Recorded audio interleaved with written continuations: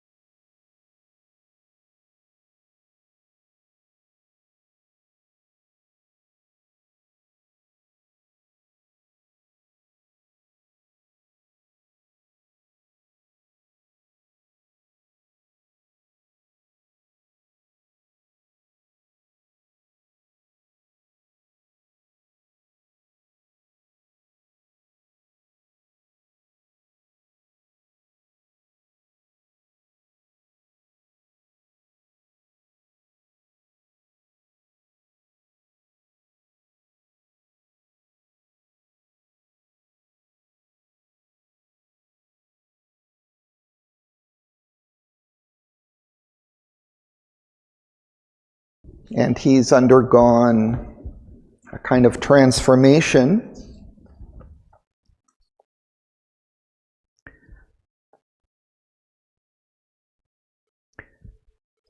I'll read that on page 318, about 2/3 of the way down. A last and mightiest transformation came. His soul was all in front like a great sea, flooding the mind and body with its waves. His being spread to embrace the universe, united the within and the without, to make of life a cosmic harmony, an empire of the immanent divine.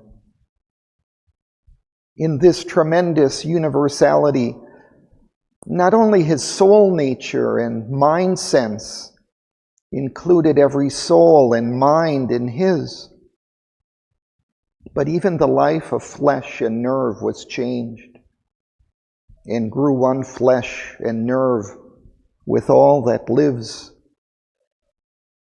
He felt the joy of others as his joy.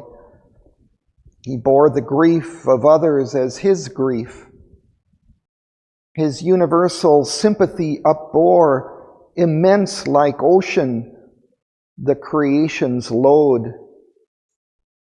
As earth upbears all beings' sacrifice, thrilled with the hidden transcendence, joy, and peace. There was no more divisions, endless scroll. One grew the Spirit's secret unity. All nature felt again the single bliss.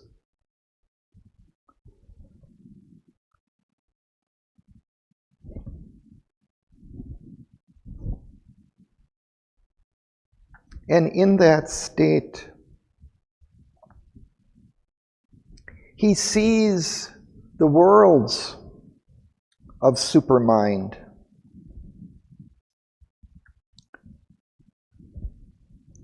Many different worlds.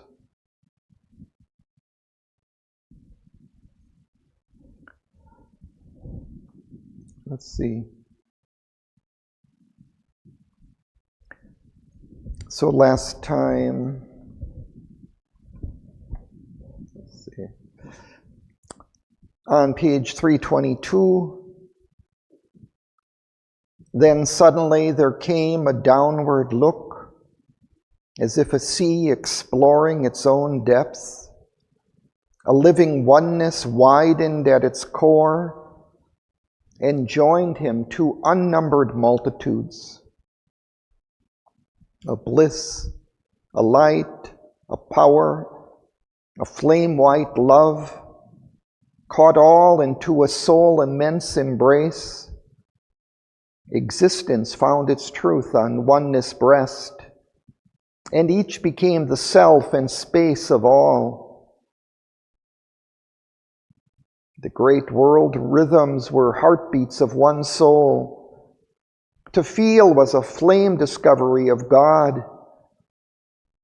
All mind was a single harp of many strings, all life a song of many meeting lives.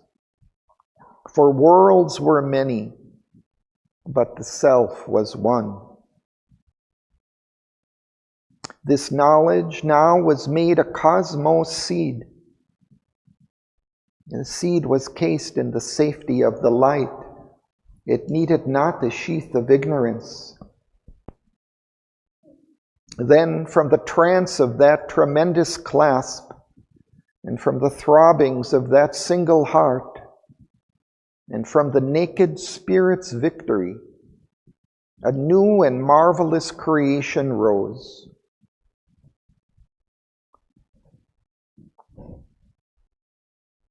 And then Sri Aurobindo describes that supramental creation in which all are joined in the infinity of the divine but all expressing that in their own unique ways. A little further down on 323, there were no contraries, no sundered parts. All by spiritual links were joined to all and bound indissolubly to the one. Each was unique, but took all lives as his own.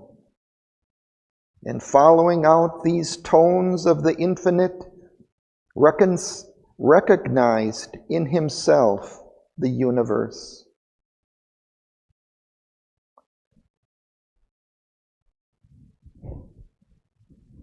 So this is the new creation arising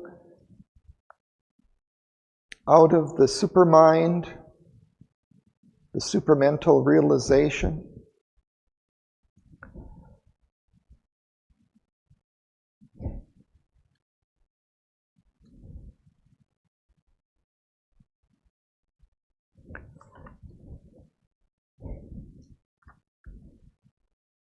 But from that vision in the supermental consciousness, Aswapati sees not only these worlds of supermind where all are joined to all, but he also can see down below into the ignorance, into our world of earth with its divisions. And now he's going to describe that. So on page 329 at the break,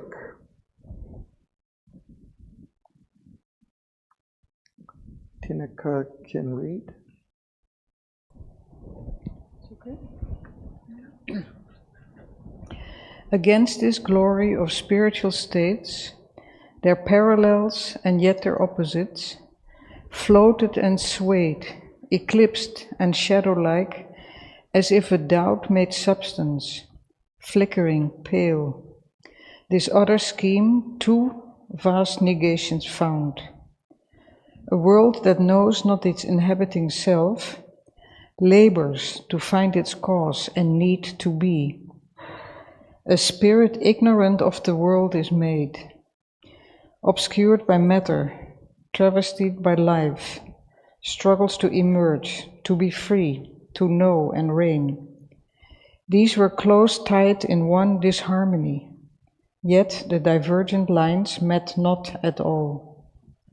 Three powers governed its irrational course. In the beginning, an unknowing force. In the middle, an embodied striving soul. In its end, a silent spirit denying life. A dull and infelicitous interlude unrolls its dubious truth to a questioning mind, compelled by the ignorant power to play its part and to record her inclusive tale, the mystery of her inconscient plan and the riddle of being born from night by a marriage of necessity with chance. This darkness hides our nobler destiny. Thank you. Let's pause there.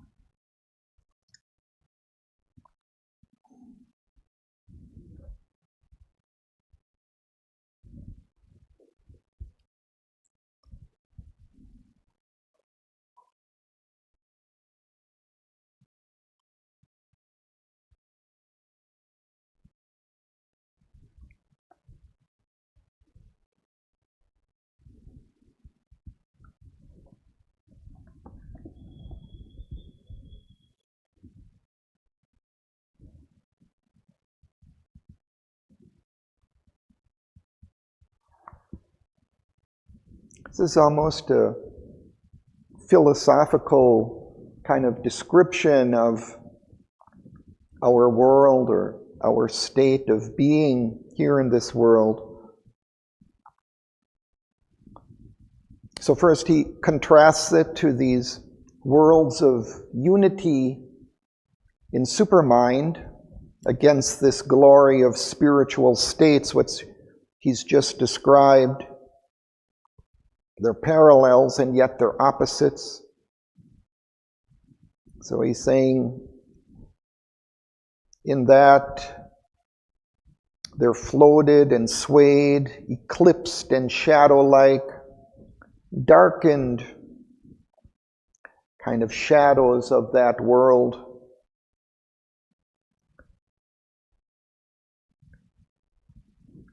Our scheme of existence founded on two vast negations. One, a world that knows not its inhabiting self. So there's this outward nature, mind, life, and body, which are ignorant of the soul within, inhabiting that nature.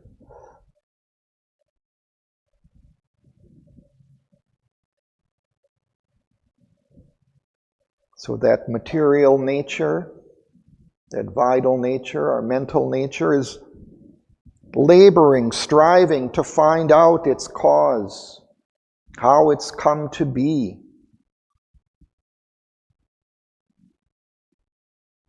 And the second, a spirit, the spirit within, ignorant of the world it made, obscured by matter, travestied by life. Travestied, it's kind of a caricature,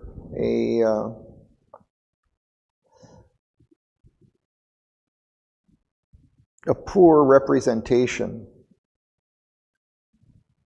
It struggles, the soul within struggles to emerge, to be free, to know and reign. So these were close tied in one disharmony. A soul within struggling, and this nature also struggling to understand how it has come to be, what its origin is. And then he says 3 powers governed its irrational course. In the beginning, an unknowing force.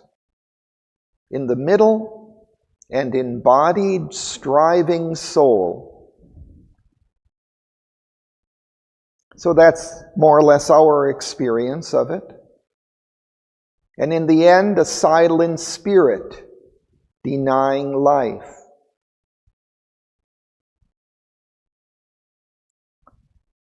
So, in the past, our spirituality ended up by denying life, experiencing the spirit, but then denying the life in order to experience that and keep that experience. Couldn't reconcile the two. Nature and soul couldn't be reconciled. And then he says, a dull and infelicitous interlude. This seems to be that middle, an embodied, striving soul. It's the interlude between the other two states. Unrolls its dubious truth to a questioning mind. So we are trying to figure this out, compelled by the ignorant power to play its part. The mind is driven by this inconscient force from below to strive to understand how it's come to be and to record her inconclusive tale.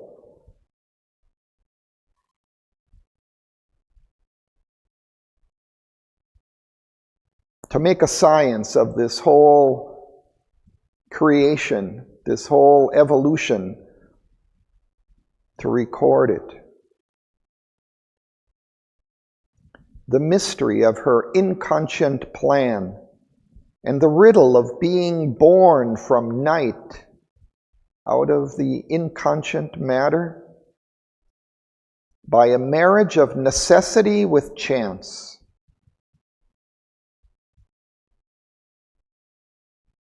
It seems to evolve, unroll itself from necessity, from its precedence by its preceding states. It follows one step after another.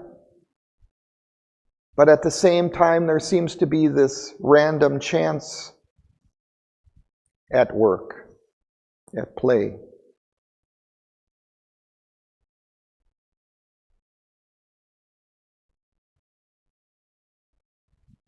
But what seems to be missing is that conscious soul, creative of its own destiny, that's not seen. This darkness hides our nobler destiny.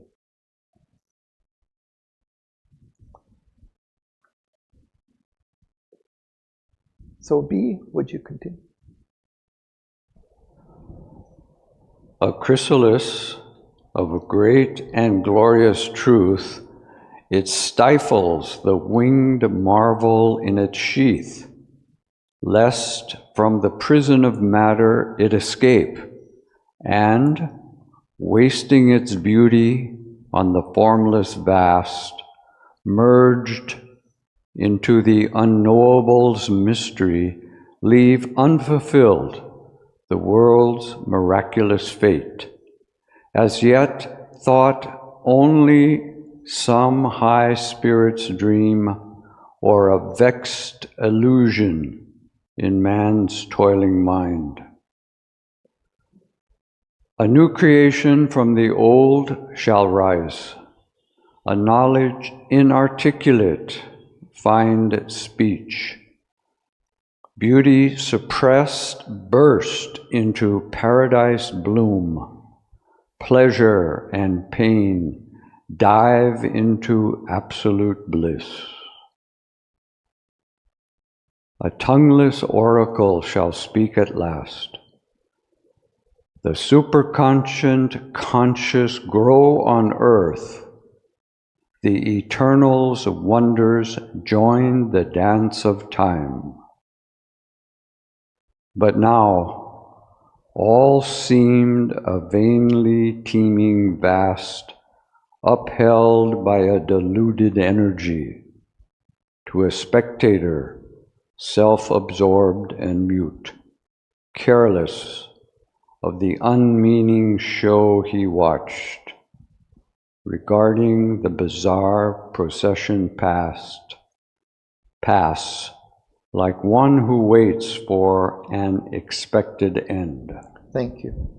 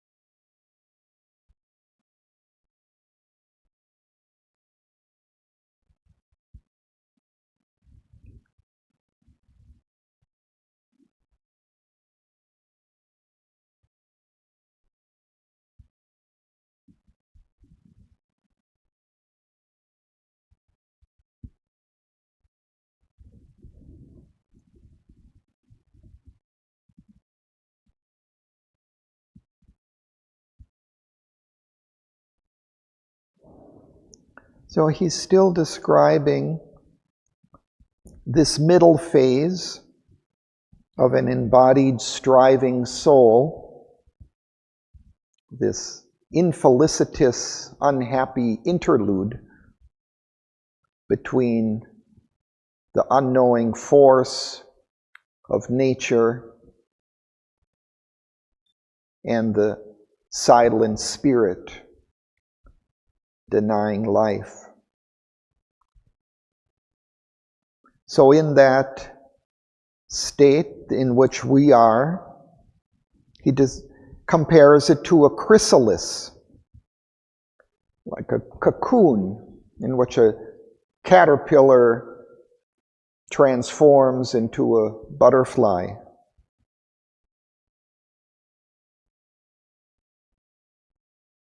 It stifles the winged marvel in its sheath.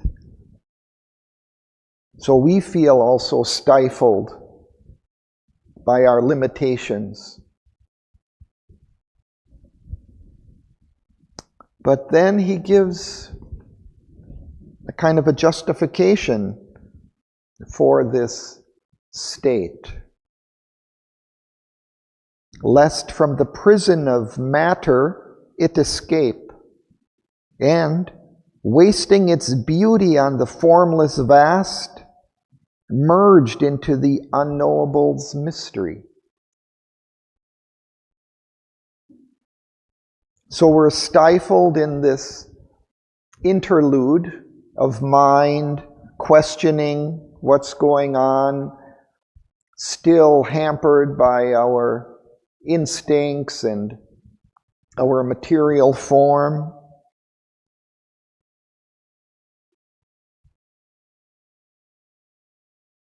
Because these two have to be taken up and transformed into the butterfly that is to be.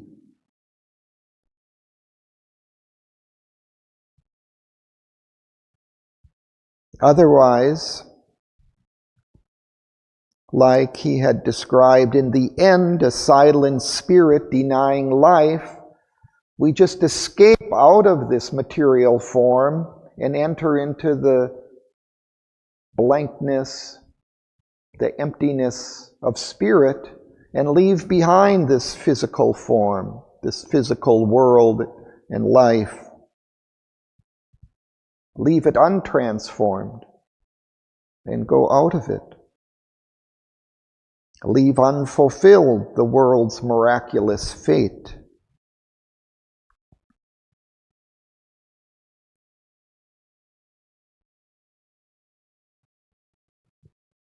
And then he speaks of this ideal of a transformation, but as yet it is thought to be only some high spirit's dream or a vexed illusion in our toiling mind. This ideal is of a new creation, which from the old shall rise, and a knowledge inarticulate finds speech, and beauty suppressed burst into paradise bloom, and pleasure and pain dive in absolute bliss.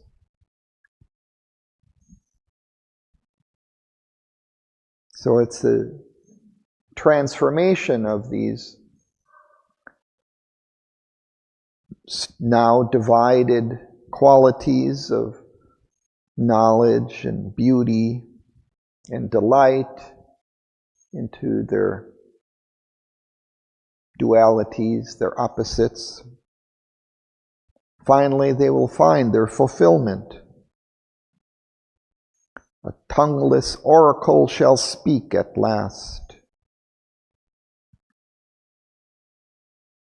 The superconscient, conscious grow on earth, and the eternal's wonders join the dance of time.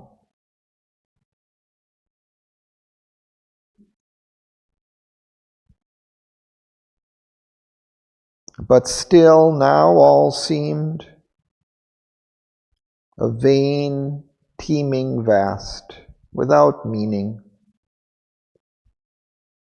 upheld by a diluted energy. To a spectator, self-absorbed and mute. So here again is this state of the conscious witness spirit looking at this outer nature, but divided from it, standing back, uninvolved. That silent spirit denying life. Not yet reconciled, harmonized with the outer nature. Careless of the unmeaning show he watched, regarding the bizarre procession pass like one who waits for an expected end. As if just watching and waiting for the process of nature to end.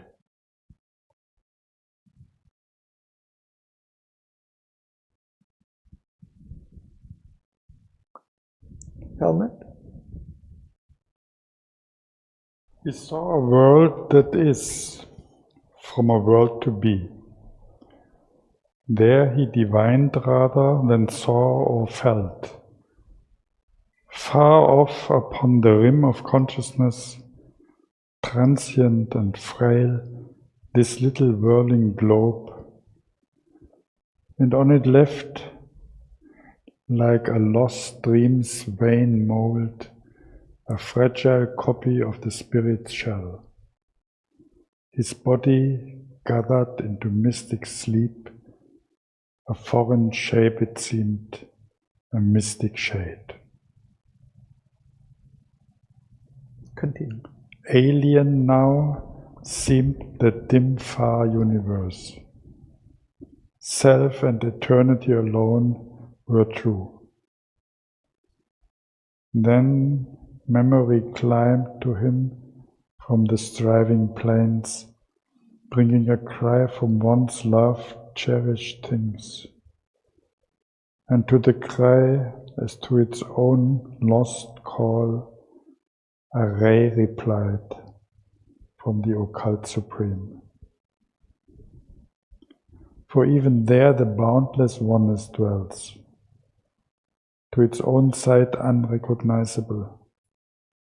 It lived still, sunk in its own tenable seas, upholding the world's inconscient unity, hidden in matter's insentient multitude.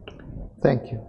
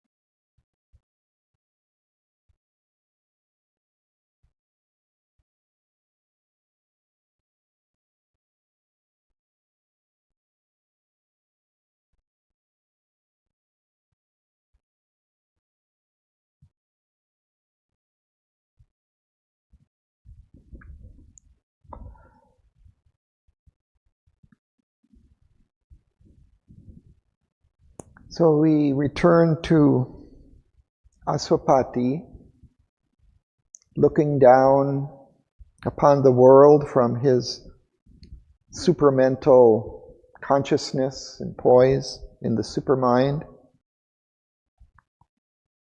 And he sees the world, our material world as it is,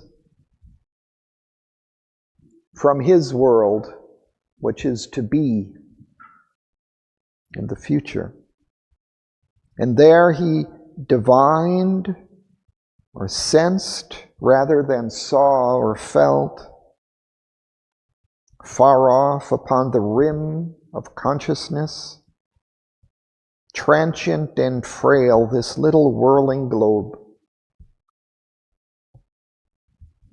So from that state in his supermind, he senses the world, the physical world below. And on it, left behind like a lost dream's vain mold, a fragile copy of the spirit shell. His body gathered into mystic sleep. A foreign shape it seemed, a mythic shade. Seems as if he senses his physical body sitting there in meditation, perhaps.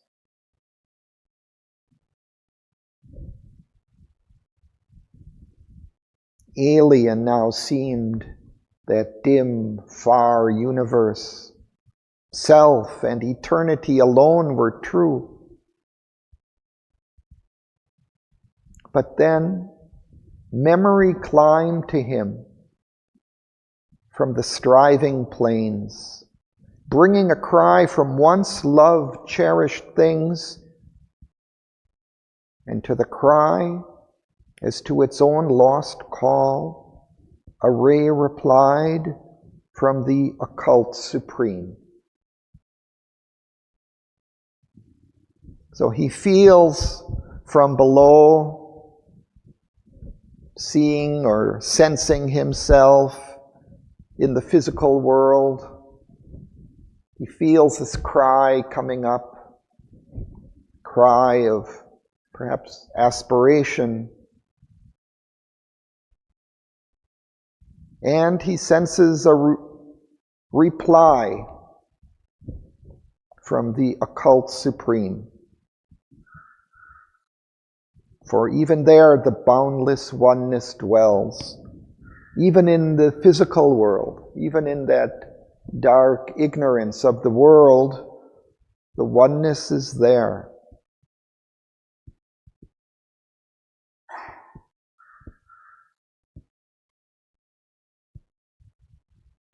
That oneness, that vision, is to its own sight unrecognizable. It lived, still sunk in its tenebrous seas. Spirit is absorbed in the matter, obscured by it,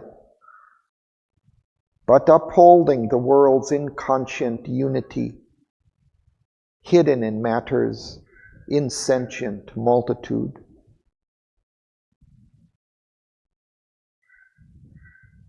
The oneness of the Spirit is here, but it's hidden deep within.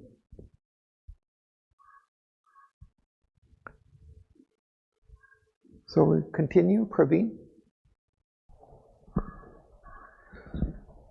This seed, self-sown in the indeterminate, forfeits its glory of divinity, concealing the omnipotence of its force, concealing the omnipotence of its soul, an agent of its transcendent will. It merges knowledge in the inconscient deep, accepting error, sorrow, death, and pain. It pays the ransom of the ignorant night, redeeming by its substance nature's fall. Himself he knew, and why his soul had gone into earth's passionate obscurity, to share the labor of an errant power, which by division hopes to find the one. Two beings he was, one wide and free above, one struggling bound intense its portion here. A tie between them still could bridge two worlds. There was a dim response, a distant breath. All had not ceased in the unbounded hush. His heart lay somewhere conscious and alone, far down below him like a lamp in night. Abundant it lay, alone, imperishable, immobile with excess of passionate will, his living sacrificed and offered heart, absorbed in adoration mystical, turned to its far-off fount of light and love. Thank you.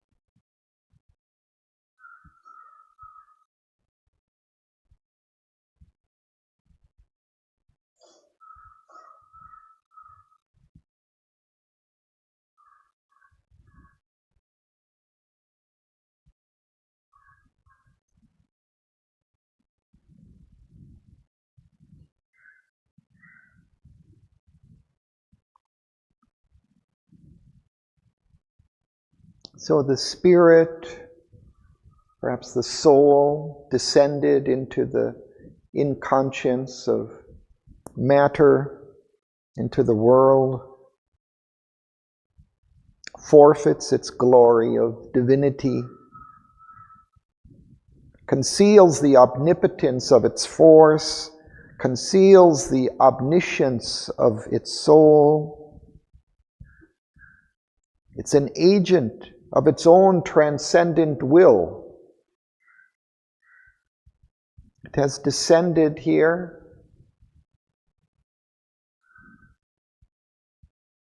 in obedience to the transcendent will.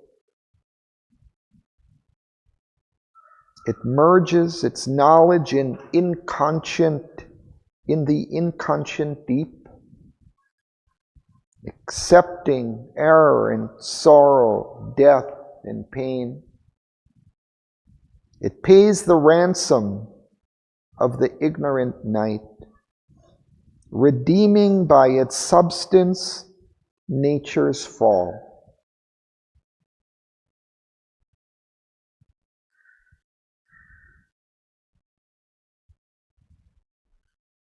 The soul's descent into nature, into this obscurity of matter, redeems nature's fall.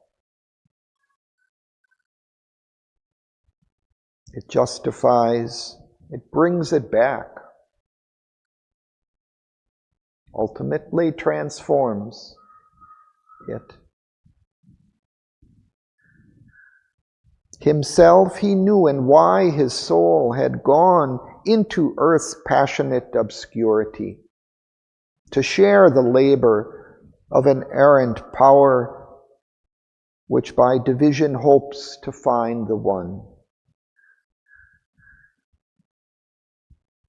So he understands why his soul has descended into the ignorant life of earth,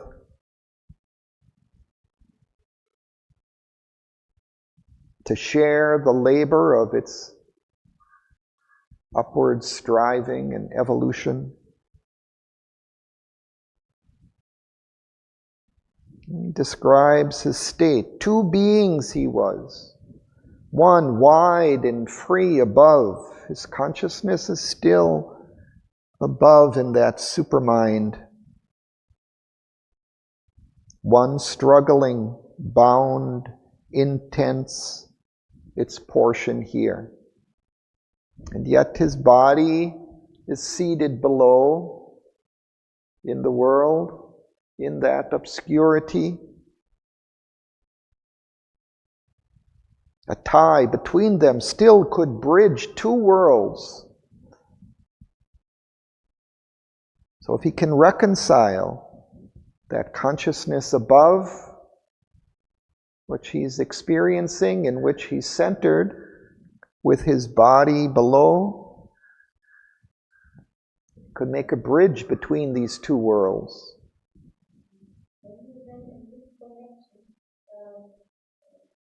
More clarification to the errand part, like the errand. Well, I think it's a power that's strayed from its source, from its unity in the one, in the divine. It's entered into the obscurity, the inconscience of matter and its division, its separation from the one. So it's fallen into that state. But it's not just like a mistake. He says he understood why it has done this, why he has entered into this darkness. But it still has strayed from the one, from its unity.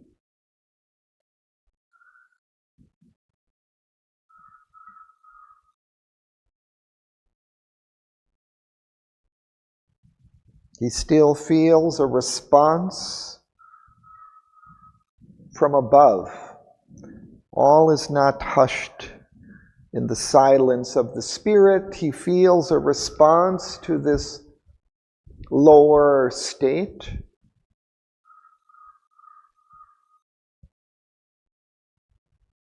His heart, he feels somewhere conscious and alone, far down below him, like a lamp in night, abandoned. It lay alone, imperishable, immobile, with excess of passionate will. Still his heart in the world is passionate, offered, absorbed in adoration, mystical, turned to its far-off fount of light and love. So from below, his being is still aspiring upwards to that source of light and love.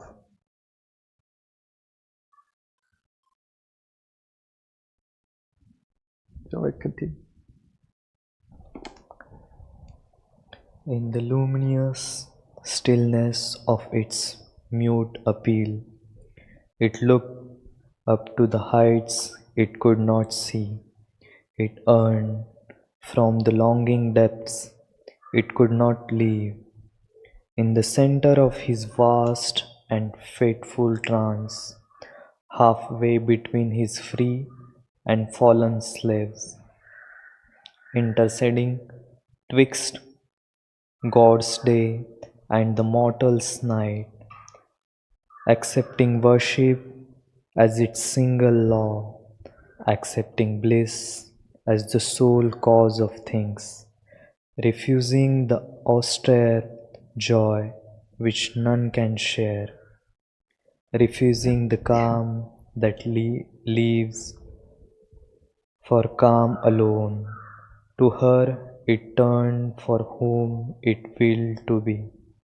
In the passion of its solitary dream, it lay like a closed, soundless oratory, where sleeps a consecrated argent floor, lit by a single and untrembling ray, and an invisible presence kneels in prayer on some deep breast of liberating peace. All else was satisfied with quietude.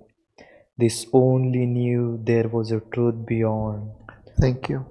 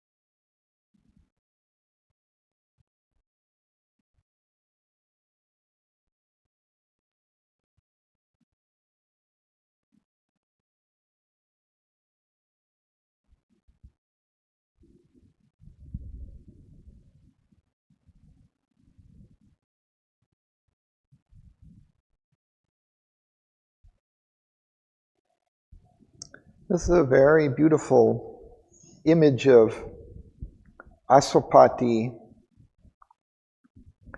in his lower state, his state of his body on earth, not in the supramental consciousness, but aspiring from below.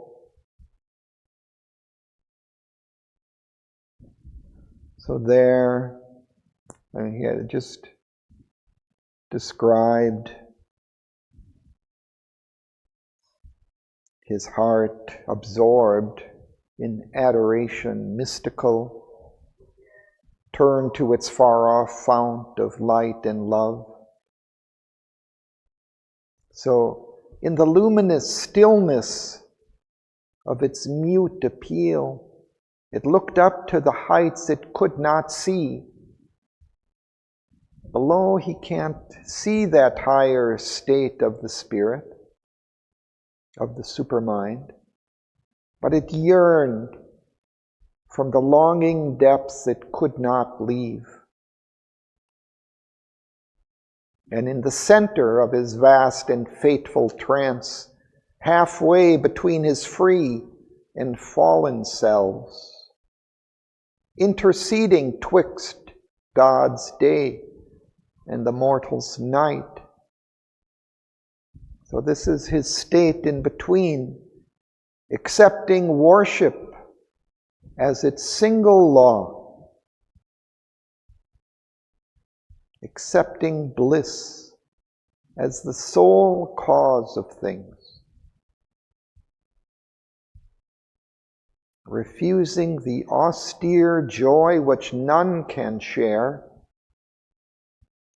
refusing that single freedom and bliss of the spirit, divorced from others, divorced from the world,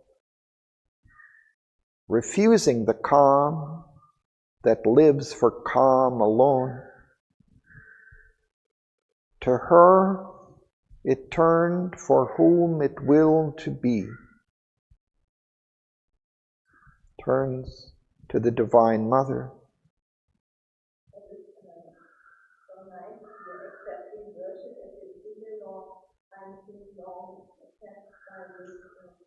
The name of that is light you must worship and seek after it. It is from the Vena Upanishad and it is the light divine. So exactly what it is right.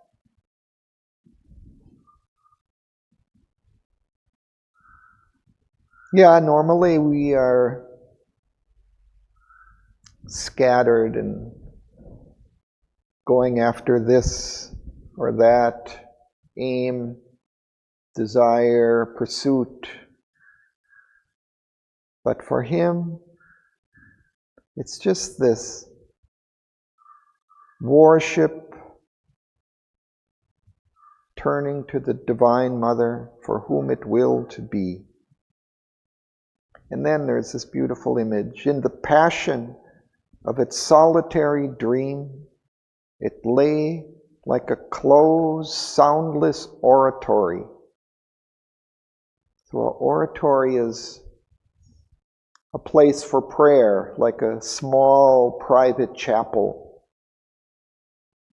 where sleeps a consecrated argent floor. Argent is silvery, lit by a single and untrembling ray, and an invisible presence kneels in prayer.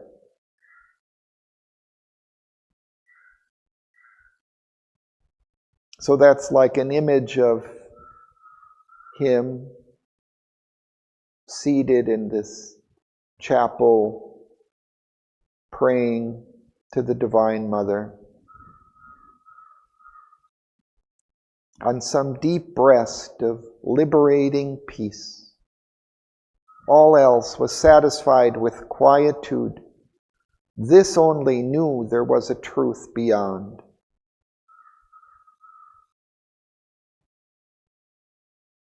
So he's not just settling into the peace and the calm and the quietude and disappearing into that, but he's still aspiring for this greater truth that he senses that's beyond, this reconciliation of spirit and matter.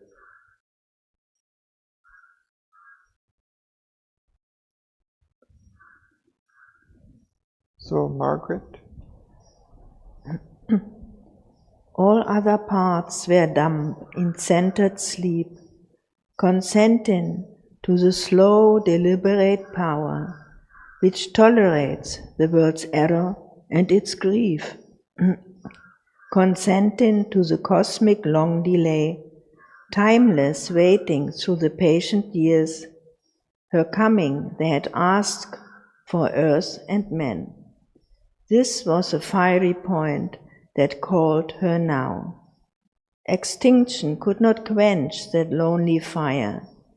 Its seeing filled the blank of mind and will. Thought dead, its changes force abode and grew, armed with the intuitions of a bliss to which some moved tranquility was the key. It persevered through life's huge emptiness amid the blank denials of the world. It sent its voiceless prayer to the unknown. It listens to the footsteps of its hopes. Returning through the void immensities, it waited for the fiat of the word that comes through the still self from the Supreme. Thank you.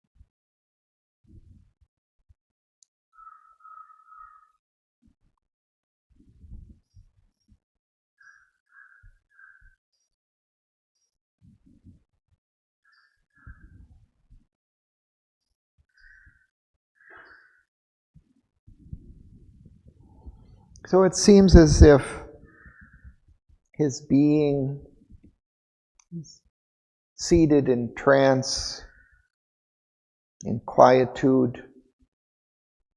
So all is at peace, at rest.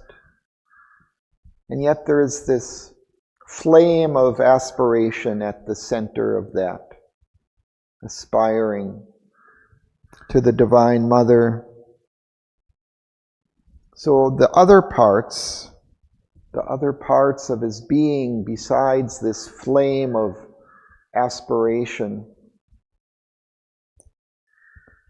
were dumb, quiet, silent, in centered sleep, consenting to the slow, deliberate power which tolerates the world's error and its grief, consenting to the cosmic long delay, timelessly waiting through the patient years, her coming. They had asked for earth and men.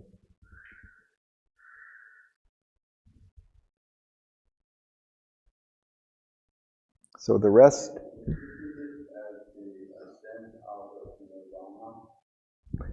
All this prayer is to the unknown, to the voiceless, he's invisible in the little oratory, but there is just only the formula then he's going to also incorporate the form. The supernatural must include somehow. I'm trying to follow his imagery.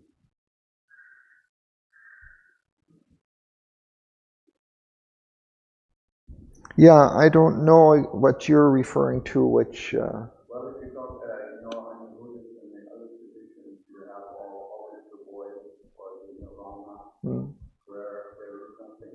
Right. Nothing is everything. Yeah. But you have to come out of that. And your Buddha said, I think that mind will start after nirvana. So this may be an expression of that. You're in your own little chapel with your light, but your prayer is invisible, is formless, and it's to the unknown.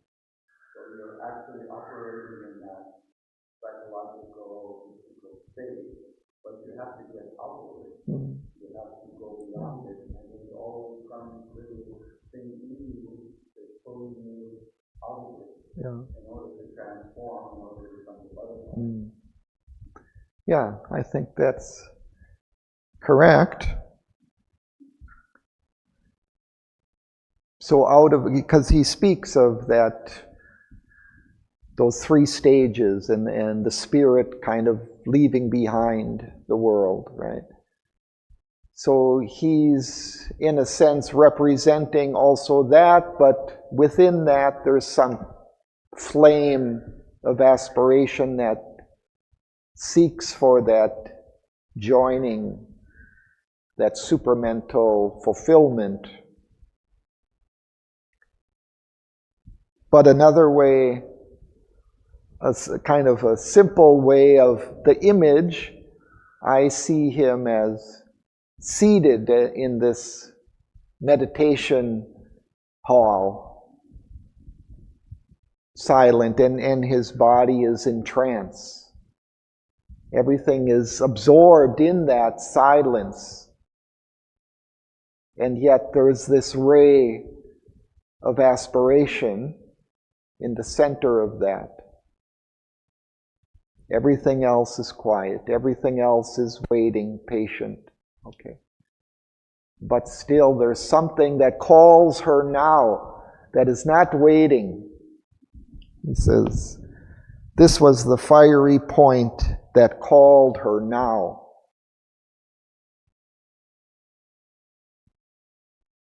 It doesn't want to wait forever for her to come.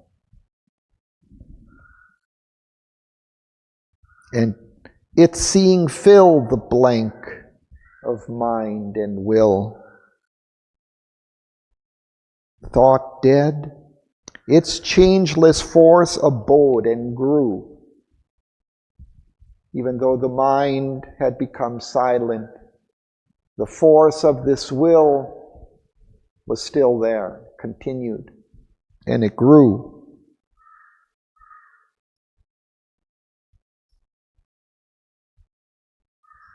Armed with the intuition of a bliss, to which some moved tranquility was the key. Suggests maybe this is the secret, this moved tranquility. It's not a tranquility falling into silence, into nothing, but something that still holds that aspiration, that intuition of a bliss to be.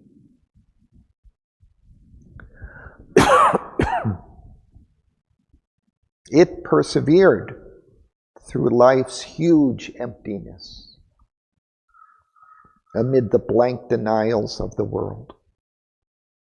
It sent its voiceless prayer to the unknown.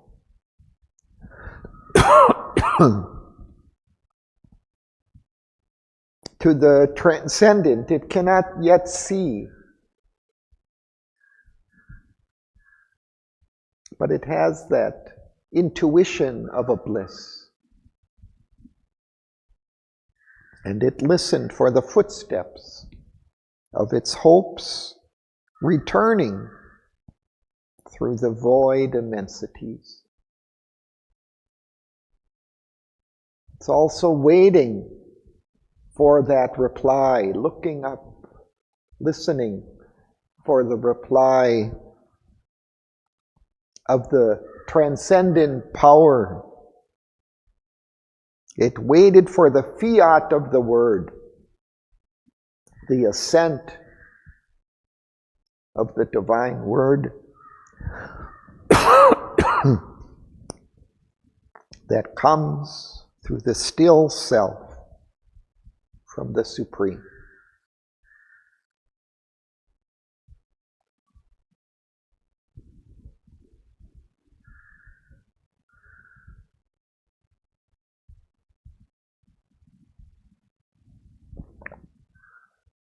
Also, the last thing that comes to the still self on the Supreme is also performed with some sensitivity. Yeah, right. Those are linked, right? It's in that silence of the self is a necessary condition also, like Sri Aurobindo's yoga starts from that. Okay? So that is the foundation, but it's out of that. It's not that, it's an empty stillness. It has this flame within it. This is the fiat of the word, the letting be of the word. When the word becomes flesh or becomes real, then that's where we have to go. Right. The expression of the truth.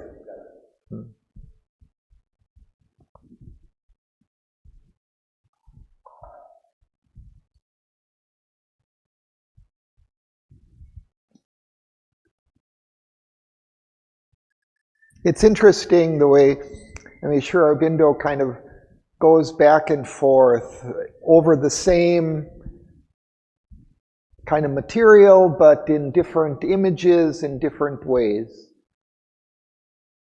Because several times already he's encountered the Divine Mother and she has come, but this continues, kind of, he's looking at it from different angles in a way. So that's the ultimate pedagogic trick. You have to say the same thing in 1,000 ways before people get it. It's also like our reality, back and forth, and exploring something.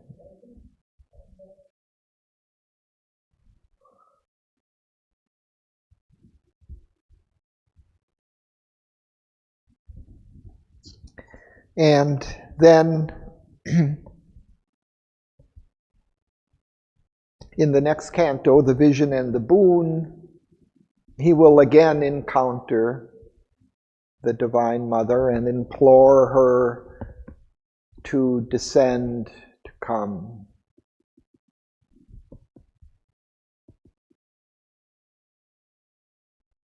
And finally, she will consent.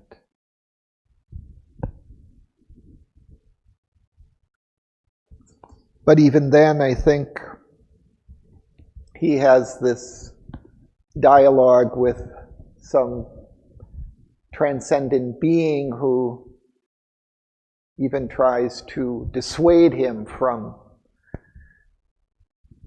drawing that force for the entire earth. For you, okay, but not for all.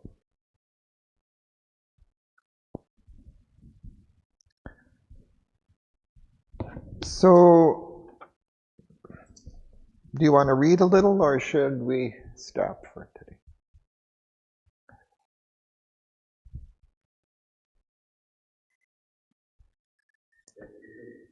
We'll read a little, okay? So we'll begin the next canto. Canto 4, The Vision and the Boon. Then suddenly there rose a sacred stir. Amid the lifeless silence of the void, in a solitude and an immensity, a sound came quivering like a loved footfall, heard in the listening spaces of the soul. A touch perturbed his fibers with delight. An influence had approached the mortal range. A boundless heart was near his longing heart. A mystic form enveloped his earthly shape. All at her contact broke from silent seal. Spirit and body thrilled, identified, linked in the grasp of an unspoken joy. Mind, members, life were merged in ecstasy. Intoxicated as with nectarous rain, his nature's passioning stretches flowed to her, flashing with lightnings, mad with luminous wine. All was a limitless sea that heaved to the moon. A divinizing stream possessed his veins. His body's cells awoke to spirit sense. Each nerve became a burning thread of joy. Tissue and flesh partook beatitude. Thank you. Go next.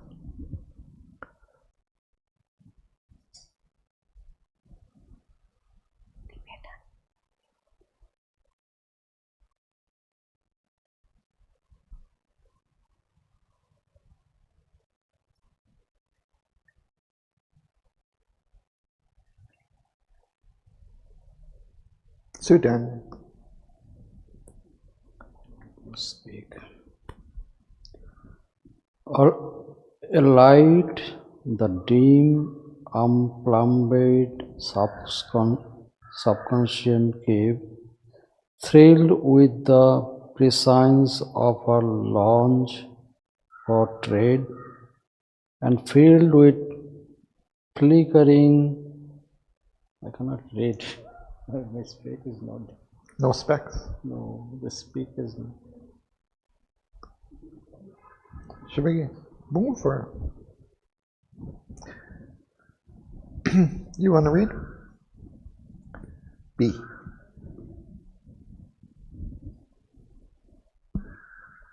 And filled with flickering crests and praying tongues, even lost in slumber, mute, inanimate, his very body answered to her power. The one he worshipped was within him now, flame pure, ethereal tressed, a mighty face appeared, and lips moved by immortal words. Lids, wisdom's leaves, drooped over rapture's orbs. A marble monument of ponderings shone, a forehead, sights crypt, and large like ocean's gaze toward heaven, two tranquil eyes of boundless thought looked into man's and saw the God to come. A shape was seen on threshold mind, a voice absolute and wise in the heart's chamber spoke. Thank you. Helmut? O Son of Strength, who climbs creation's peaks, no soul is thy companion in the light.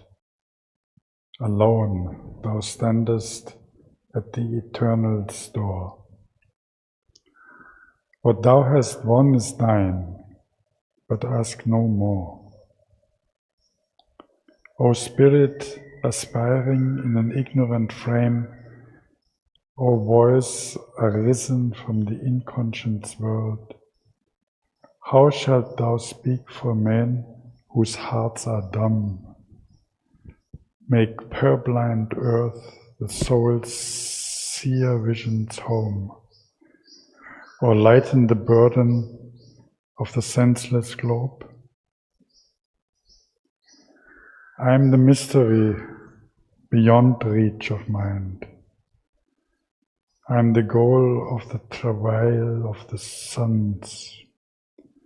My fire and sweetness are the cause of life, but too immense my danger and my joy. Awake not the immeasurable descent, speak not my secret name to hostile time. Man is too weak to bear the infinite's weight. Truth, born too soon, might break the imperfect earth, leave the all-seeing power to hew its way. In thy single, vast achievement, reign apart, helping the worlds with thy great lonely days. I ask thee not to merge thy heart of flame in the immobile's white uncaring bliss, turned from the fruitless motion of the years, deserting the fierce labor of the worlds. Aloof from beings lost in the alone. Thank you. Praveen?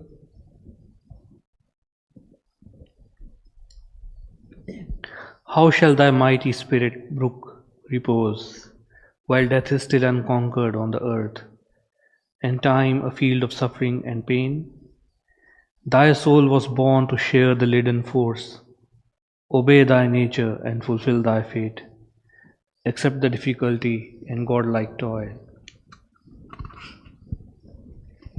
For the slow-paced, omniscient purpose live. The enigma's knot is tied to humankind. A lightning from the heights that think and plan, flowing the air of life with vanishing trails.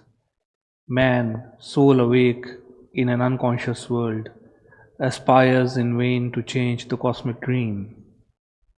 Arrived from some half-luminous beyond, he is a stranger in the mindless vasts, a traveler in his oft-shifting home.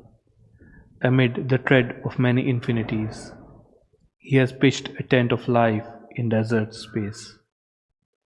Heaven's fixed regard beholds him from above, in the house of nature a perturbing guest, a voyager twixt thoughts inconstant shores, a hunter of unknown and beautiful powers, a nomad of the far mysterious light, in the wide ways a little spark of God. Thank you.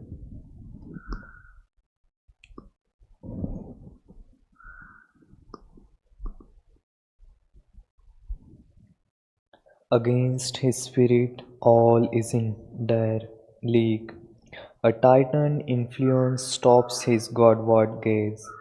Around him hungers the unpitying void. The eternal darkness seeks him with her hands. Inscrutable energies drive him and deceive. Immense, implacable deities oppose. An inert soul and a sombalist foes have made a world estranged from life and thought. The dragon of the dark foundations keeps unalterable the law of chance and death.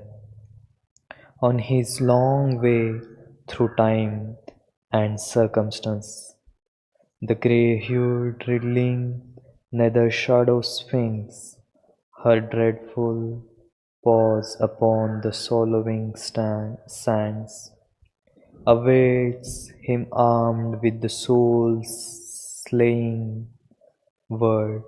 Across his path sits the dim camp of night. His day is a moment in perpetual time. He is the prey of the minutes and the hours, assailed on earth and unassured of heaven, descended here unhappy and sublime, a link between the demigod and the beast. He knows not his own greatness nor his aim. He has forgotten why he has came and whence. Thank you. Margaret?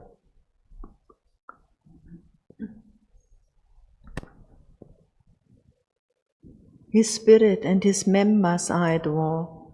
His heights break off too low to reach the skies. His mass is buried in the animal mire. A strange antinomy is his nature's rule. A riddle of opposites is made his field. Freedom he asked, but needs not to live in bonds. He has need of darkness to perceive some light, and need of grief to feel a little bliss. He has need of death to find a greater life. All sides he sees and turns to every call. He has no certain light by which to walk. His life is blind man's buff, a hide and seek. He seeks himself, and from himself he runs. Meeting himself, he thinks it other than he. Always he builds, but finds no constant ground. Always he journeys, but nowhere arrives. He would guide the world, himself he cannot guide. He would save his soul, his life he cannot save. The light his soul had brought, his mind has lost. All he has learned is soon again in doubt. A sun to him seems the shadow of his thoughts, then all a shadow again, and nothing true. Unknowing what he does or whither he tends, he fabricates signs of the real in ignorance. He has hitched his mortal error to truth's star. Wisdom attracts him with her luminous mask, but never has he seen the face behind. A giant ignorance surrounds his law. Thank you. Let's, okay. A sign to meet the cosmic mystery in the dumb figure of a material world, his passport of entry false, and his personage, he is compelled to be what he is not. He obeys the inconscience he had come to rule, and sinks in matter to fulfill his soul. Awakened from her lower driven forms, the Earth Mother gave her forces to his hands, and painfully he guards the heavy trust. His mind is a lost torch-bearer on her roads, illumining breath to think and plasm to feel. He labors with his slow and skeptic brain, helped by the reason's vacillating fires, to make his thought and will a magic door for knowledge, to enter the darkness of the world, and love to rule a realm of strife and hate. A mind impotent to reconcile heaven and earth, and tied to matter with 1,000 bonds, he lifts himself to be a conscious God. Thank you. Let's stop there for today.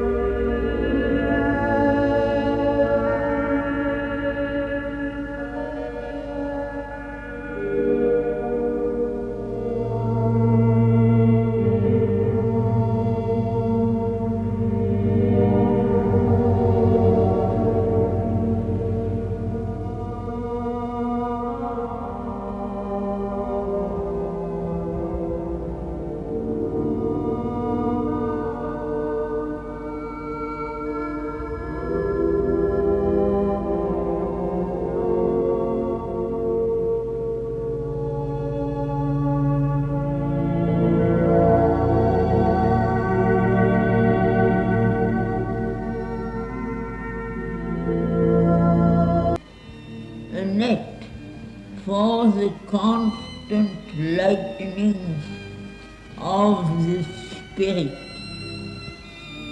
Its bodies woven by a divine sense prolonged the nearness of soul's class with soul.